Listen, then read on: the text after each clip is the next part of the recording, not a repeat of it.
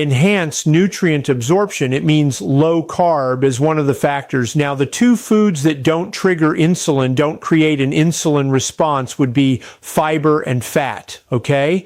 And as far as protein goes, the leaner the protein, the higher the insulin response. In other words, on the insulin index, whey protein and very low-fat lean protein really creates an insulin spike compared to fattier protein. So we really want a higher fat, lower protein ratio in foods if possible, and then nutrient dense. Not only do we want vitamins and minerals and trace minerals and essential fatty acids like omega-3 fatty acids, but we also would like phytonutrients, because the phytonutrients give us additional health benefits that go way beyond just the regular vitamins and minerals. So the first food on our list, the 7 healthiest foods, is sauerkraut. Okay, now what makes sauerkraut so down healthy? Well, in 1 cup of sauerkraut, you have only 6 grams of carbs with 4.1 grams of fiber, giving you a net carb of 1.9 grams, so it's just under 2 grams of carbs for an entire cup. That's incredible. So that definitely fits the definition of low carb, high fiber, and high nutrient, because sauerkraut has the highest vitamin C of any food out there. In fact, in 1 cup of sauerkraut, there's over 700 milligrams of vitamin C. And the daily requirements that we need are only roughly around 75 milligrams,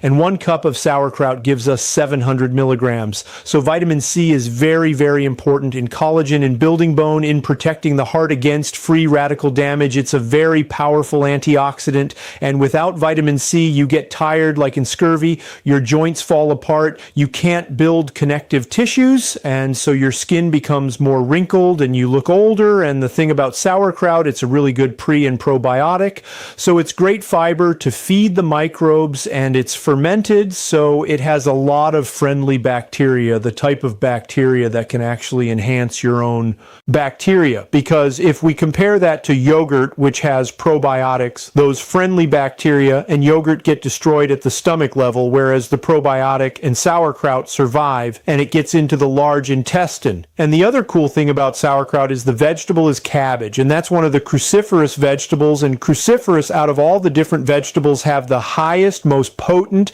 and powerful FAL nutrients of all the vegetables that you can possibly eat. The unique thing about sauerkraut and cabbage is that it's very easy to digest, and if you have digestive problems, cabbage is probably going to be the best vegetable to digest. It does not produce a lot of gas like other vegetables like broccoli. It will spike something called acetylcholine, which will help you have regular bowel movements and increase digestive juices and support your brain and cognitive function.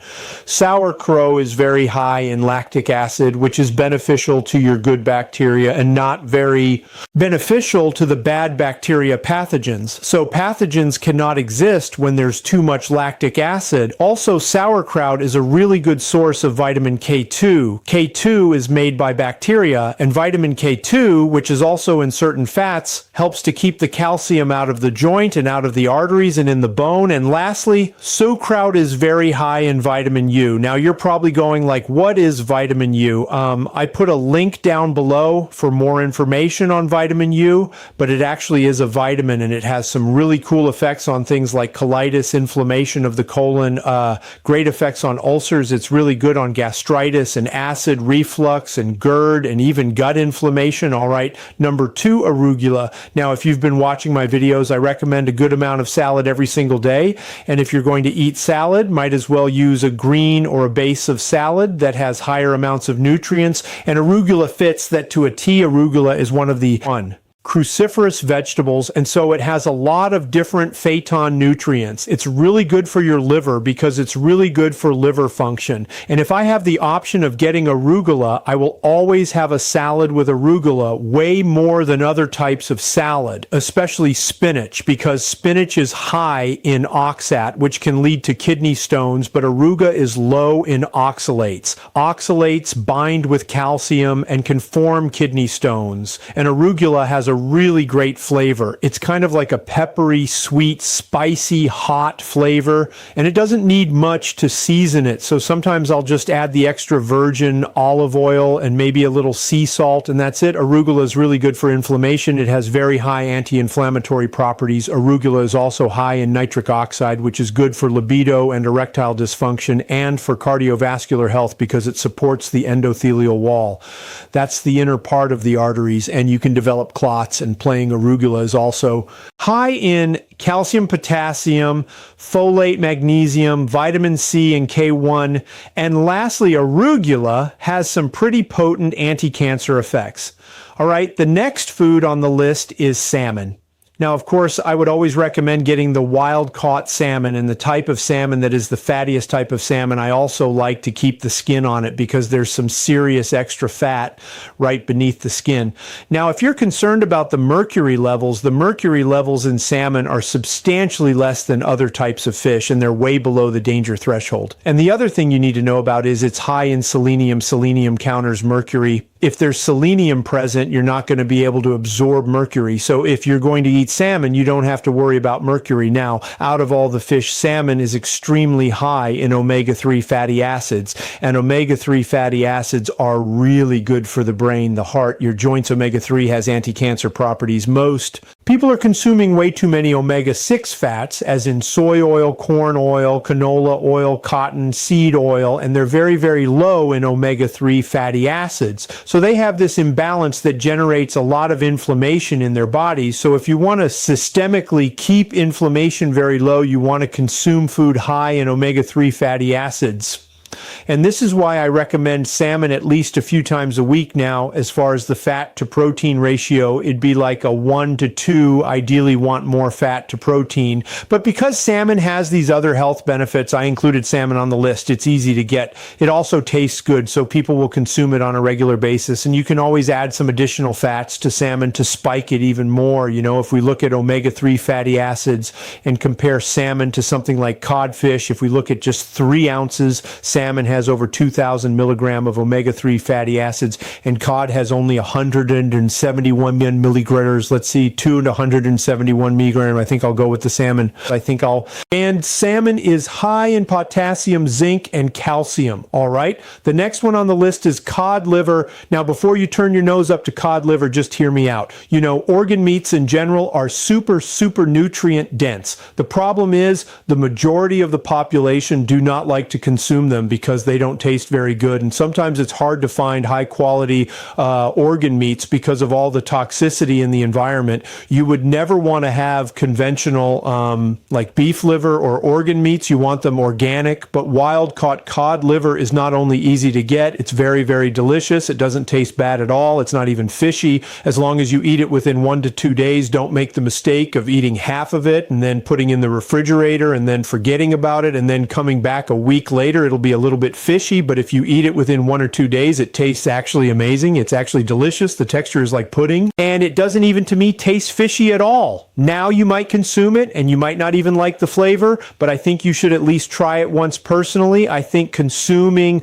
organ meats, even beef liver, is a very good thing to do. I just cannot seem to consume beef liver. I just don't like the taste, but I will consume cod liver all day long. Now, the unique thing about cod liver compared to beef liver is that cod liver is much higher in omega-3 fatty acids. In fact, we have some cod liver right here.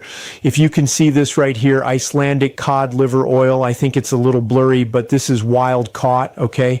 And it comes within its own oil. So the oil that they put in this is sea liver oil, and it's quite delicious now. I do not recommend consuming the whole thing in one sitting. It's a lot of fat, and you might not be able to digest it, but 1/2 of these would be great. So maybe once a week, I'll do half of this on my first meal, and then half in the second meal. Now, if you're on OMAD, just do half of this on one meal and the other half the next day. You can just keep it in the fridge. But like I said before, if you leave it in the fridge for too many days, it might taste a little fishy. Now, the unique thing about cod liver oil compared to fish oil in general is that cod liver and CBR oil has omega-3 fatty acids. They have EPA and DHA, okay? But fish oil does not have the vitamin A and vitamin D that cod liver and cod liver oil has. So cod liver and chive oil have this additional extra benefit. And vitamin A, and I'm talking about the active form of retinol, is essential for your eye.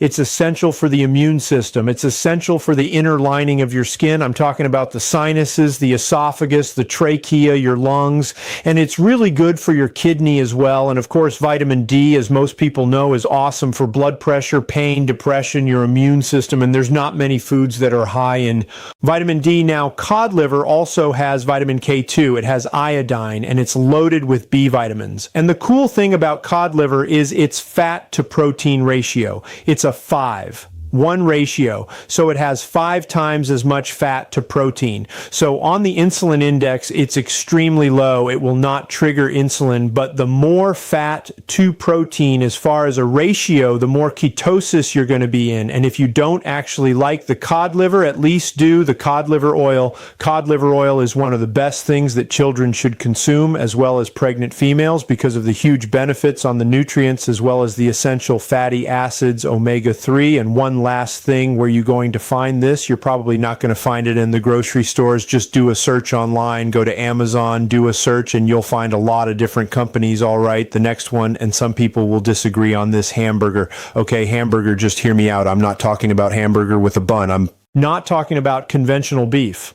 I'm talking about grass-fed organic hamburger, okay? Not lean hamburger with like 90%. That's too lean. I don't recommend that. But why would hamburger be on the list as a healthy food? I'm also looking at the practical aspects of food too. It's easy to get, it's easy to digest. You can put in a lot of different foods, and it has some pretty good health benefits. Now, some people are going to say, well, red meat is unhealthy and blah, blah, blah. Well, that is completely false. I put a link down below if you haven't seen my video on red meat, because if you're eating high quality red meat, it doesn't cause cancer. It's not going to cause a heart problem. Grass-fed organic red meat is not like the processed meat, or like you would eat a hamburger at some fast food restaurant. It's completely different. And some people have a problem digesting red meat, but they usually don't have a problem digesting hamburger. And that is usually because if you compare most steak with hamburger, hamburger has more fat. In fact, hamburger compared to steak is a 2.1 ratio.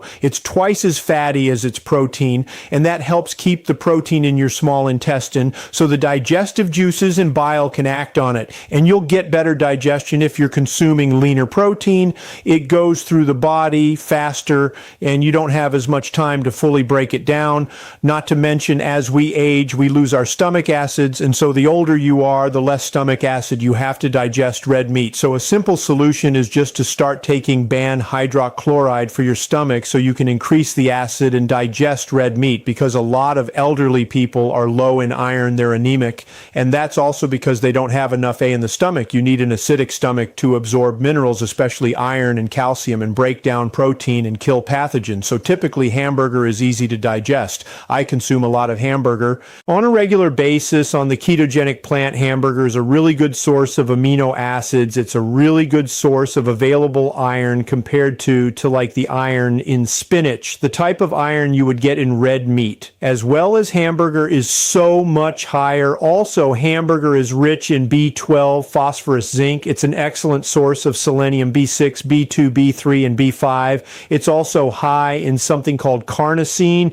In fact, beef is one of the highest sources of carnosine, and carnosine reduces is something called glycation. Glycation occurs naturally on our bodies and promotes aging. Glycation is when you have a sugar that attaches to a protein, or a sugar that attaches to a fat, and it binds it up and it makes it unavailable. So it kind of clogs up the body. And if you're consuming carbs with sugar or carbs with fat, you're going to have a lot of glycation. So carnosine inhibits glycation, decreases inflammation, and carnosine also helps your immune system. Now, hamburger also has a lot of creatine, and creatine improves exercise performance, exercise endurance, and can promote muscle growth and muscle mass. Now, there are other meats that are higher in fat, like duck and lamb, but even pork. But I picked hamburger as something on on the list that's very practical, easy to get, tastes good, and has a lot of health benefits. All right, the next one on the list is beans. Now, I wanted to pick foods in different categories. Since a lot of people consume nuts, I wanted to talk about the healthiest nut of all the nuts, and the reason why now out of all the nuts, beans have the lowest net carbs. And as you can see, my beans right here, and I love to just take like a handful of beans right after a meal, and it gives me a good amount of fat, and it's very satisfying after a meal. Now, the carbs in beans per cup is 14 grams, and it has a good amount of fiber, like 10 grams, so that gives us a net carb of only 4 grams for an entire cup. Now, remember, you're allowed up to 50 grams of carbs if you're on keto, so 4 grams are insignificant, and the fat content is pretty high. It's like 71 grams now. There are other nuts that have higher amounts of fat, like macadamia nuts and pistachios, but beans have the lowest net carbs, and beans have a very good ratio of fat to protein. It's like 7 fat to 1 protein. So that's going to be very low on the insulin index. Pecans are very rich in zinc, and copper always balance each other out. So anytime you have a food that has both zinc and copper, that's a good thing, but beans are also loaded in vitamin B1. So if you have stress, you want to definitely have beans as part of your diet. Now, beans out of all the nuts are very low in oxalates. Again, oxalates can bind with calcium to form kidney stones, and pecans are really good for the heart. They're good for your blood sugars, and out of all the nuts, pecans have the highest amounts of antioxidants, which can decrease the complications from chronic disease like diabetes, heart disease, and inflammatory conditions. And consuming pecans are very easy to digest. They're easier to digest than walnuts, peanuts, Brazil nuts, and even macadamia nuts. And I like beans because of the taste as well, because you can add them in different recipes for keto desserts. And I put some down below if you want to check them out. All right, the last one on the list is extra virgin olive oil. You want to make sure you have the real stuff. As you can see, I use the real stuff. Right through here, there's a lot of different types that you can use. I don't know, you can read that, but you can see I use this olive oil. I use a lot of it on a regular basis. Olive oil is interesting because if you buy the cheap stuff at different grocery stores, you'll be lucky if you get the real stuff, because there's so many types of fake olive oil out there that they blend other oils, and it's just not the same. The real stuff has a little bite to it. It has a great aroma like fresh cut grass. It's peppery, and it gives you a little tiny irritation in the back part of your throat. That's one indication to know that it's the real stuff. But I put it on my salad on a daily basis. So what's so healthy about this extra virgin olive oil? Well, it does have vitamins. It has vitamin E, it has vitamin A, it has minerals like magnesium and potassium. Now, it is a fat, so it's going to have zero effect on your insulin, which is really good, but it has significant phytonutrients. It has phytonutrients that can extend your aging. You can live longer. It supports things like telome, which if you have shorter telomere, you're not going to live as long. It supports and repairs mitochondria. And if you don't already know, this cancer is a disease of the mitochondria, and anything you can do to protect, support, and repair mitochondria will give you anti-cancer benefits. Now, olive oil, as far as an anti-inflammatory and something to help relieve pain, is equivalent, if not comparable, to the effects of ibuprofen. I'll put a study down below so you can check that out, and compounds in extra virgin olive oil can reduce beta amyloid. That's that stuff that develops as playing in your brain when you have Alzheimer's. So it's really good for the brain and good for memory and focus and concentration. It also has some really cool effects as an anti-clotting, antimicrobial, and retinal protective. So in other words, it supports the retina of the eye, especially if someone has diabetes or high sugars or high insulin. There are certain photon nutrients in extra virgin olive oil that are 20 times more powerful than green tea. So don't use it sparingly. Dump it on your salad, and the fat in the olive oil will help you extract a lot of the phytonutrients in the salad. All right, there you have it, the 7 healthiest foods. Now that you know what to eat, let's talk about what to avoid with this video right here. Check it out.